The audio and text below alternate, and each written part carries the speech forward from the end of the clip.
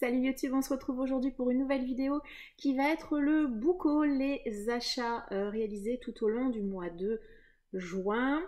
À une exception près, dans ce book haul, il n'y aura pas les achats de Saint-Maur en poche, puisqu'au moment où je tourne ce book haul, le salon n'est pas encore passé. Et que pour des raisons de praticité, voilà, je le tourne maintenant. Sinon, pour mettre en ligne pour le 1er juillet, vendredi, qui est le jour de mise en ligne de mes vidéos, c'était un peu court. Donc c'est pas très grave, vous les verrez je pense en exclu sur Instagram. Et puis sinon, eh bien, le mois prochain, je pense que ce n'est pas très grave. Le book haul de ce mois-ci est encore plutôt bien fourni avec plein de très chouettes titres qui intègrent ma bibliothèque. On démarre tout de suite, comme d'hab, par les graphiques. Et au niveau du graphique, ce mois-ci, on a de la BD, du manga comme d'hab et un petit peu de comics. En bande dessinée, je crois que c'est le seul achat ce mois-ci. Je me suis pris Les yeux perdus de Tambourous et Agrimbo, publié chez Dargo. C'est un titre que j'avais présenté dans le Have a Wishlist. J'avoue que la couverture m'avait hypé et puis le résumé est vraiment très cool. Les dessins sont magnifiques. C'est une vraie BD bien glauque et bien dark. Ici, on est... alors je ne sais pas si c'est la première ou la seconde guerre mondiale. Apparemment on a des orphelins qui vivent dans une maison et qui ont trouvé un moyen un petit peu particulier de réussir à survivre, hein. Voilà. Donc la BD n'est pas très grosse, on doit être sur c'est ça, 70 pages, un titre magnifique à mon avis. Il sera parfait pour le Scary Spooky Challenge. Ensuite, en manga, alors j'ai fait une pile aléatoire, c'est un peu mélangé, hein.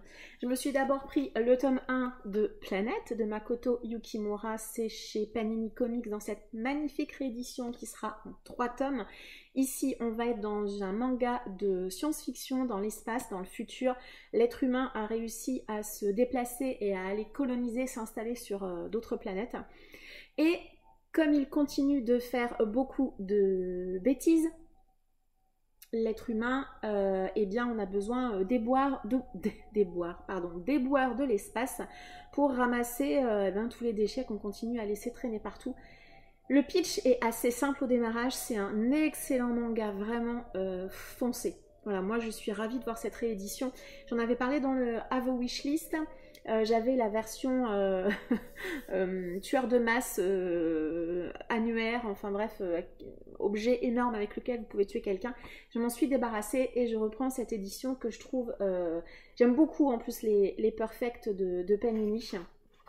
Voilà, on a les pages couleurs, etc. C'est beaucoup plus maniable et je pense que je vais prendre énormément de plaisir à redécouvrir cette histoire. J'ai vu l'animé également il y a quelques années, animé que j'avais surkiffé. Suite et fin de série, c'est Sailor Moon de Naoko Takeuchi dans l'éternelle édition de chez Pika. C'est le tome 10, donc la série de base Sailor Moon est maintenant terminée.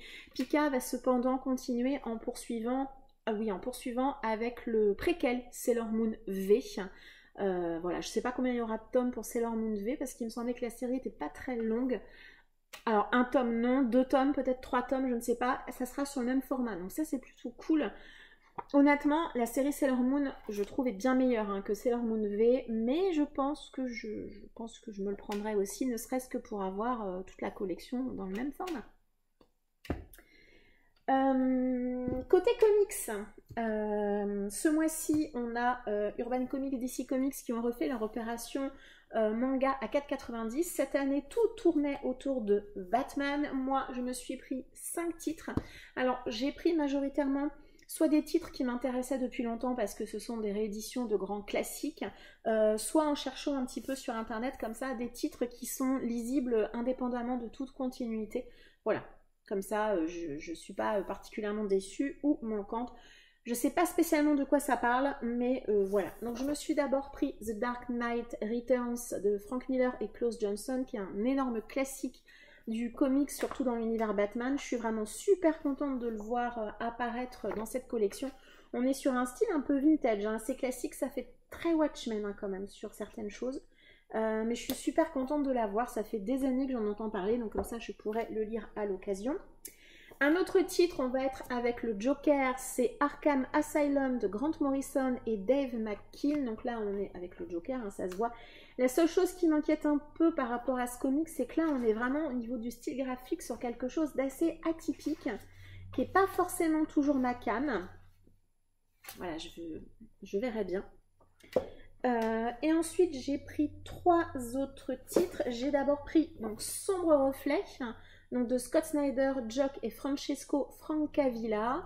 Je crois que c'est un one-shot, il me semble. Voilà, un style tout à fait classique.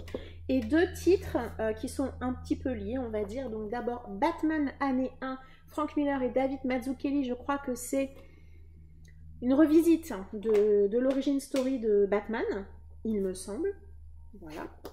Et un autre titre qui est Batman année 0, donc qui est à lire après année 1. C'est donc année 0, je viens de dire, de Scott Snyder et Greg Capullo. Voilà, c'est une belle briquette celui-ci. Hein. Voilà. Voilà. Je trouve que sur ces titres à 4,90, c'est vraiment bien pour des gens comme moi qui lisent du comics mais qui ne sont pas des grands spécialistes. Ça permet vraiment de découvrir des auteurs, des dessinateurs et des titres qu'on n'aurait pas forcément achetés à des prix beaucoup plus importants. Suite de série, on retourne en manga. Je me suis pris le tome 5 de Dans l'ombre de Krimi sur l'idée originale du studio Pierrot. C'est de Emi Mitsuki, c'est publié chez Kurokawa. On y suit donc toujours cette petite fille qui se transforme grâce à des pouvoirs magiques en Magical Girl. Un tome 3 d'une série creepy qui à nouveau sera parfaite pour le Scary Spooky, c'est le Bloody Cruise de Yu Satomi. Il me semble que c'est donc le huis clos qui se déroule sur une croisière. Je suis désolée pour la luminosité qui bouge et qui n'est pas ouf. Aujourd'hui, le temps n'est pas avec nous, on va dire. Le tome 11 de Full Metal Alchemist en édition Perfect, publié chez Kurokawa, c'est de Hiromu Arakawa. Moi j'aime beaucoup cette édition. Voilà. Tac. Je vous reparle pas du résumé, j'en ai beaucoup parlé, c'est une série de manga assez connue. Une autre fin de série, le tome 6 de L'école emportée de Kazuo Umezu, publié chez Glénat, un titre de science-fiction, horrifique, creepy, bref, lisez L'école emportée, la série est maintenant complète, foncez. Soyez pas rebutés par le dessin qui fait un petit peu vintage, c'est vraiment un excellent titre, vraiment. Autre suite de série, Shiga Hime de Sato Hirohisa, publié chez Mangetsu, avec toujours cette couverture, hein, on voit pas bien avec la caméra, mais il y a des reflets, c'est vraiment un très très joli travail. Page couleur vraiment très très sympa. Non, je ne peux pas vous montrer le dessin. Et dernier manga, mais pas des moindres, je me suis pris le dernier Junji Ito publié par Mangetsu, donc c'est Frankenstein, mais c'est un recueil de plein de nouvelles, voilà, de Junji Ito. Frankenstein, les coups hallucinés, le marais aux esprits, la correspondante, l'intrus, etc., etc. Il y a vraiment plein de titres différents. Frankenstein, je l'ai déjà lu dans son ancienne édition. C'est assez fidèle au roman, en tout cas dans mes souvenirs. C'était pas la meilleure histoire de Junji Ito, mais je trouve que pour découvrir l'histoire de Frankenstein, si vous la connaissez pas, c'était plutôt bien. Et puis, il n'y a pas à dire, le style de Junji Ito, il est vraiment parfait pour des histoires creepy comme celle de Frankenstein. Ça colle parfaitement bien. On a terminé pour les graphiques. On va passer, comme d'habitude, à mes sorties que j'achète en kiosque. Donc, la collection Sherlock et la collection des Maîtres du Fantastique. Je vais passer très très vite. Alors, on a quitté depuis le mois dernier les titres Sherlock Holmes. Là, on est... Alors, c'est très dommage, il n'y a pas forcément le nom des auteurs, comme un ou deux tomes précédemment. Je pense qu'on est sur du Harry Dixon, mais je ne suis pas forcément certaine. Donc, on est sur à chaque fois... Il y a à peu près 2 romans ou 2 novellas à l'intérieur. Donc là, j'ai Les Dentelles de la Reine, Blackwell, Le Pirate de la Tamise, La Fille de l'Usurier et le dernier de ce mois-ci, c'était La Veuve Rouge. Donc à chaque fois, ce sont des enquêtes policières qui utilisent le personnage de Sherlock Holmes et de Watson. Voilà, dans des univers très anglais, très inspirés de Sherlock de toute façon. Dans la collection des maîtres du fantastique, j'ai tout d'abord De la Terre à la Lune de Jules Verne. Je l'avais déjà ce titre-là dans une autre version, donc je vais me débarrasser de l'ancienne version, puis je vais garder celle-ci, histoire d'avoir une collection homogène, on va dire. Un énorme classique que je suis très contente d'avoir intégré cette collection parce que j'avais envie de le lire, donc je suis vraiment très contente, c'est Carmilla de Sheridan Le Fanu, un énorme classique du vampire. Une suite, hein, parce que le mois d'avant, enfin ou dans les numéros précédents, on a eu le premier tome, c'est Les Dieux de Mars de Edgar Rice Burroughs. Je suis très contente qu'ils poursuivent vraiment dans la même collection. J'espère qu'ils vont publier les autres tomes de cette collection-là, de cette série-là. Un titre qui m'intéresse beaucoup parce que j'ai déjà lu du Gaston Leroux et je trouvais que ça se lisait super bien, je connaissais pas du tout, c'est La Poupée Sanglante donc de Gaston Leroux. Je trouve la couve sublime, déjà de manière générale j'aime beaucoup les couves. Et puis un autre titre que je connais pas du tout, j'aime aussi, je suis assez folle hein, des couves de toute cette collection de toute façon, c'est celui-ci, Une Odyssée martienne de Stanley J. Weinbaum. Je connais pas du tout ce titre. Ouais, il y a quelques nouvelles également. C'est plutôt un recueil de nouvelles de l'auteur. Ouais, plutôt un recueil de nouvelles. Mais je connais pas du tout et je suis super contente. Peut-être allemand, autrichien, peut-être, je ne sais pas. Mais si vous connaissez, n'hésitez pas à me le dire en commentaire. Ensuite, les Ulule auxquels j'ai participé il y a quelques semaines, mois, peut-être pas années, mais mois, et que j'ai reçu. Alors tout d'abord, je me suis rendu compte qu'il y a un titre que j'avais oublié de vous présenter. Il est resté sur mon bureau et j'ai complètement oublié. C'est celui-ci. C'est un recueil de nouvelles qui a été publié aux éditions Luciférine il y a un petit moment maintenant. Il est accessible sur leur site internet. C'est Étrange Enfance. C'est une anthologie de titres creepy qui vont tourner autour des figures de l'enfance, donc 16 auteurs qui rendent hommage chacun à un classique du genre fantastique. Voilà, on me parle de Tim Burton, de Stephen King et de la série Stranger Things, voilà, et qu'on avait eu des petites cartes postales avec, et chaque nouvelle a une illustration au début, ou pas, non, je dis des bêtises, oui je dis des bêtises, je dis des bêtises, ah voilà, pas toutes, mais il y en a quelques-unes, voilà, je vous en montre juste une, voilà, alors si on aime le genre, bien évidemment, c'est un très joli objet, vraiment, vraiment très sympa, j'aime vraiment beaucoup.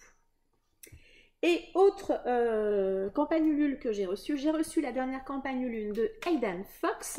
Donc c'est la duologie Le Cœur du Démon, le tome 1 et le tome 2. Voilà, moi j'avais participé pour la totalité de la duologie. À chaque fois, comme sur les autres campagnes, moi j'avais pris le pack de base, on va dire. Donc j'ai des sous-bocs. Et puis on a... Tac, alors ça j'aime beaucoup. C'est une carte avec les différents univers de Aidan Fox. Il l'avait montré sur son compte Instagram. Et on voit où est-ce que se situe chacun des univers de ses romans. Il est en train de créer un espèce de Aidan univers, on va dire. Et puis on avait également, voilà, encore plein de petits dessins associés à cet univers. J'ai vraiment super hâte de découvrir cette duologie, beaucoup plus épaisse hein, que la série que j'ai lue là il y a quelques semaines, mois. Mais j'ai vraiment hâte de me lancer et de découvrir cette nouvelle série qui se déroule intégralement aux enfers. Ensuite, on va passer au service presse. Ce mois-ci, j'en ai reçu 3. Pourtant, les mois précédents, j'en avais pas reçu, mais là, j'en ai reçu 3. Ça s'est cumulé, on va dire. Alors, tout d'abord, donc je me suis acheté le tome 1 le mois dernier. Je ne l'avais pas encore lu, mais ça ne va pas tarder. Et là, j'ai reçu le tome 2 de la série Second Œcumène Horosco de John Crossford, publié chez Critique. Alors, le tome 1, donc, je l'ai donc acheté, comme je vous l'ai dit. Ce tome 2, je l'ai reçu en service presse. Comment dire, c'est un titre qui me hype énormément. Alors déjà moi quand j'avais lu le résumé du tome 1 et ce que les maisons d'édition en avaient dit, je voyais Star Wars, des combats dans l'espace et tout ça. Le tome 1, des avis que j'en ai vu, on me parle également des X-Men. Comment vous dire que je suis hypée de ouf. Donc le tome 1, je le lis en juillet, en lecture commune. Ce tome 2, je vais essayer de me le lire également cet été pour pouvoir comme ça me faire tranquillement le tome 3 quand il sortira. Puisque il sortira le tome 3, et ben je ne sais plus, mais novembre, il me semble que c'est quelque chose comme ça le tome 3. Ensuite, une fin de série que j'ai reçue d'Albin Michel Imaginaire et je les en remercie parce qu'on a vraiment cru qu'on ne l'aurait pas du tout. C'est La guerre des marionnettes de Adam Troy Castro. C'est le tome 3 de la série Andrea Cord de la science-fiction. Planète Opéra, Space Opéra, bref, c'est une série, j'avais beaucoup aimé les 2 premiers tomes. Ça reste un petit peu exigeant, un petit peu dense, voilà, c'est pas pour des novices en science-fiction, mais je suis vraiment très intriguée par ce tome 3, et notamment par cette couverture qui m'intrigue vraiment, vraiment beaucoup. Celui-ci, je le lis en juillet. Et dernier service presse, on va retourner cette fois-ci en fantasy puisque j'ai reçu Wastburg de Cédric Ferrand, publié chez ActuSF dans leur très très jolie collection comme ça en hardback. C'est un one-shot de fantasy. Alors il faut savoir que Wastburg était dans ma wishlist depuis longtemps parce que c'est une réédition. J'avoue que je ne me rappelle plus beaucoup pourquoi il avait atterri dans ma wishlist. Donc Wastburg est une cité qui est entre 2 royaumes. Une gloire fanée qui attend un retour de printemps qui ne viendra jamais. Dans ces rues crapoteuses, les membres de la garde battent le pavé. La garde finit toujours par mettre le groin dans tous les coups foireux de la cité. Toute la ville attend en se demandant au nez de qui ça va péter. Donc le langage est plutôt familier, donc voilà. Moi j'aime bien quand ça se passe dans une ville de toute façon, et ce titre était dans ma wishlist vraiment depuis un petit moment. Voilà, je trouve que c'est un peu plus écrit un peu plus gros que les autres tomes de cette collection, et puis on a voilà, des petits dessins comme ça. Bref, ces éditions sont toujours magnifiques de toute façon, et je suis ravie de le voir intégrer ma bibliothèque. C'est tout pour les services presse. On va passer aux poches au grand format que je me suis procuré ce mois-ci. J'ai fait une pile. Je vais peut-être les prendre de manière aléatoire. Je vous dirai au fur et à mesure. On va d'abord commencer par cela. J'ai trouvé sur Rakuten un vendeur qui vendait forcément pas mal de poches de chez Brajlon. Très récent à des prix très raisonnables, puisque je crois qu'avec les frais de port j'ai acheté 5 romans, et donc avec les frais de port les romans me revenaient à 4 €. Donc franchement je suis super contente. Franchement ils sont quasi neufs, ils ont certains 1 ou 2 petits défauts, mais franchement c'est rien du tout. Donc je suis d'abord très très contente de m'être trouvé Féerie de Raymond Ifest. Donc ça c'est vraiment la toute dernière édition. Alors je suis pas forcément hyper fan de ça, je sais pas pourquoi ils ont fait cette couve en 2 parties, mais bon voilà, pourquoi pas. Je suis ravie, c'est un énorme classique de Feist. J'ai lu un tome des Chroniques de Condor qui avait été une excellente lecture. J'ai vraiment envie de voir ce que ça donne. Alors sur ce tome-ci, c'est soit ça passe ou ça casse. On est dans de la féerie, mais plutôt dans de la féerie un peu glauque, un peu noire. Voilà, j'espère que ça va aussi me réconcilier un peu avec les faillés, parce que je dois bien reconnaître que c'est pas vraiment mes créatures préférées. Un autre roman qui était dans ma wishlist en grand format, je ne me l'étais pas procuré, j'ai attendu la version poche. Quand il est sorti, j'ai eu d'autres priorités d'achat, donc je ne l'ai pas pris.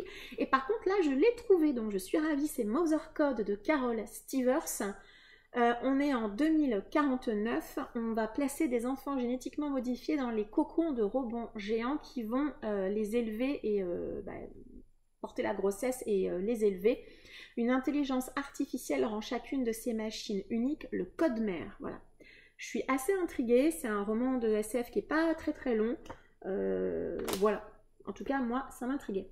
Un autre énorme classique du roman d'horreur, c'est Ghost Story de Peter Straub.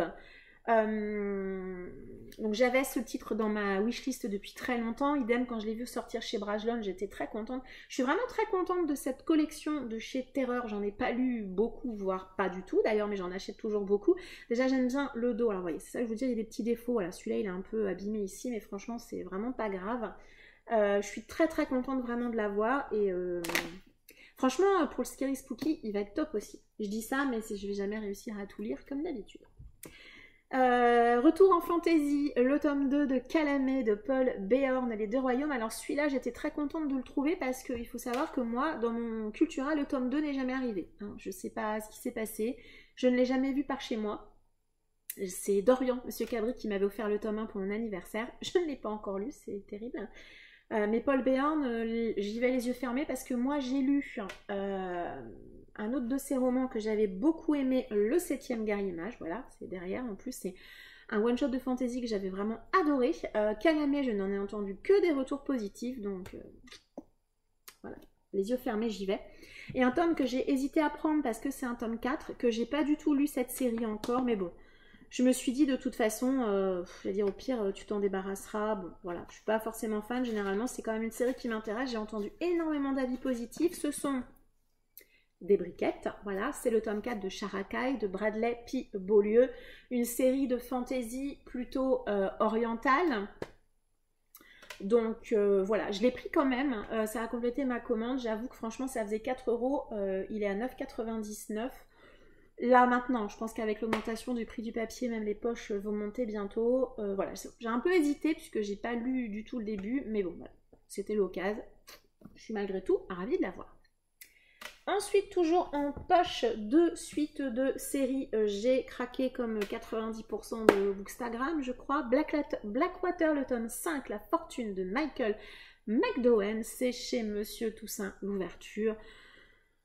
Je vous en parlerai pas plus que ça dans les anciens book hauls, j'en ai déjà parlé. Et puis, vous l'avez vu partout. Hein. Qui n'a pas vu Blackwater passer? Je ne sais pas. Une petite romance, parce que quand je les vois, je continue à les prendre. C'est de la romance historique. C'est la série des Highlanders. Je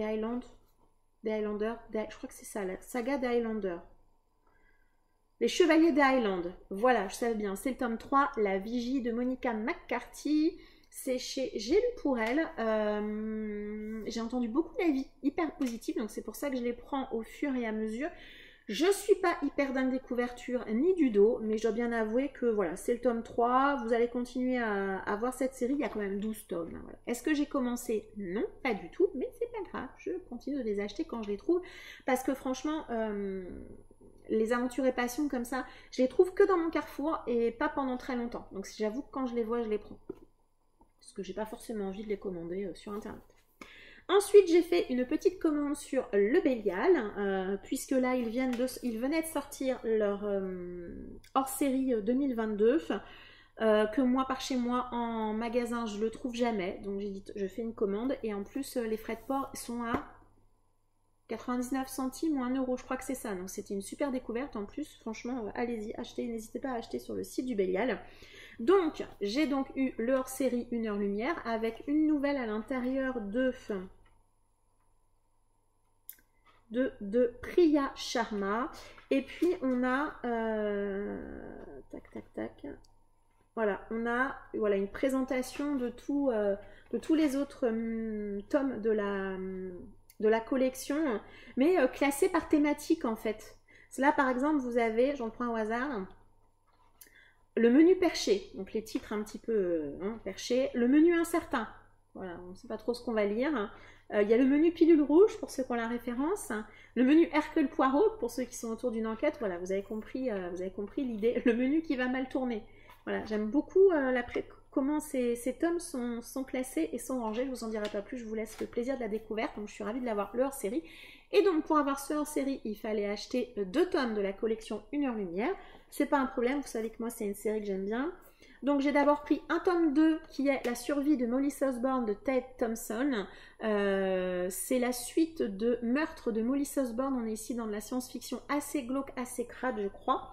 Et un autre titre qui m'intéressait beaucoup, c'est La balade de Black Tom de Victor Laval. Alors j'ai découvert qu'il avait eu le prix Shirley Jackson et British Fantasy. Il me semble que c'est un titre qui réinterprète un des romans ou une des nouvelles de Lovecraft. Ça sera à vérifier quand même. Je vais quand même vous montrer la magnifique couve qui est derrière, qui effectivement fait quand même fortement penser à Cthulhu. On va pas se mentir. C'est ça, c'est bien ce que je pensais. C'est un récit écrit en réaction à la nouvelle controversée Horreur à Red Hook de Lovecraft, puisque dans Horreur à Red Hook, c'est un texte qui est ouvertement raciste, et je crois que cet auteur a voulu écrire une contre-histoire. Voilà, donc c'est pour ça que je suis très intéressée de me le prendre, sachant que j'aimerais bien d'abord lire le texte de Lovecraft pour après lire cette nouvelle. C'est terminé pour les poches, on va poursuivre et terminer avec les grands formats. Là il y a un peu de tout, il y a du neuf et de l'occasion, j'ai fait une petite pile, voilà. Je les prends comme ils viennent, voilà. Brajlon a également lancé en ce début juin ses fameuses OP Brajlon 10 ans 10 €. Moi cette fois-ci je n'ai pris qu'une seule intégrale, vous pouvez me féliciter, c'est celle-ci, la trilogie de l'espace de Arthur C. Clarke. Voilà, j'ai laissé la petite étiquette mais je vais la retirer, c'est une étiquette amovible, un petit autocollant. Cette année ils ont pris l'option de faire des couvertures, je trouve plus le mot, en mode vintage. Elles sont superbes, vraiment, elles sont vraiment magnifiques. Si vous avez l'occasion de les voir, franchement, foncez s'il y a des titres qui vous intéressent. Déjà financièrement, c'est super intéressant. Elles sont plutôt agréables. Alors je trouve que c'est un petit peu fragile quand même, en tout cas ceux de cette année particulièrement. Mais le côté vintage qu'ils ont mis cette année dans leur couve, il est vraiment très sympa. Donc là c'est un grand classique aussi de la science-fiction. Voilà, je ne vais pas en dire beaucoup plus. Hein. Je pense que la trilogie de l'espace, Île de l'espace, un homme gagne un voyage hors de notre atmosphère. On a les sables de Mars qui décrit les efforts des pionniers pour établir une présence humaine sur Mars et Lumière cendrée, les astronomes qui sont les témoins d'une première guerre interplanétaire. Ça promet. Qu'est-ce que j'étais contente de trouver ce titre dans mon Cultura. Je suis tombée dessus par hasard, je suis hyper contente. C'est 51-50 rue des Ormes de Patrick Sénécal, édité chez Ramsay. Donc c'est une maison d'édition qui a décidé de rééditer la totalité, ou quasi-totalité en tout cas, des œuvres de Patrick Sénécal. Je suis super contente de m'être trouvé celui-ci. Puisque dans celui-ci on va suivre Yannick Béroubé, 23 ans, qui va faire une chute à vélo et qui va se retrouver séquestré par une famille de tarés au 51-50 rue des Ormes. J'ai jamais lu Patrick Sénécal, j'ai super hâte, et j'avoue que parmi ceux que Ramsay vient de rééditer, c'était peut-être celui qui m'intéressait le plus, donc je suis hyper contente d'être tombée dessus un peu par hasard. L'achat mouton du mois, parce qu'il faut bien qu'il y en ait un quand même, hein. Voilà un titre que vous avez vu partout, un titre que je pense, je ne vais pas avoir besoin de vous présenter, c'est Vespertine de Margaret Rogerson, publié chez Big Bang, magnifique version hardback, avec en plus des pages colorées. Vraiment celui-ci, je ne pouvais pas ne pas le prendre. Je n'ai pas aimé Enchantments of Ravens, par contre j'ai adoré Sorcery of Thorns, donc j'espère que celui-ci, ça va le faire également. Apparemment, comme d'habitude, c'est un tome 1. Voilà, c'est écrit nulle part. Franchement, il est temps d'arrêter. Hein. Il est temps de nous dire quand ce sont des tomes 1 ou pas. Parce que franchement, nous, en tant que lecteurs, on peut se lancer dans un tome et dans un roman, penser que c'est un one-shot. Et moi, si je me retrouve avec un tome 1, à la fin, ça me laisse toujours un goût un peu amer. Là, c'est pas écrit, mais apparemment, ça serait un tome 1. Voilà. Il n'empêche que je l'ai acheté quand même, il est magnifique. Voilà, c'est de la fantaisie. Est-ce que je sais de quoi ça parle? Pas plus que ça. Artemisia suit l'enseignement pour devenir une sœur grise chargée de purifier les corps des défunts pour que leur âme puisse gagner l'au-delà. Je ne lirai rien de plus puisque souvent les quatrièmes en disent beaucoup trop.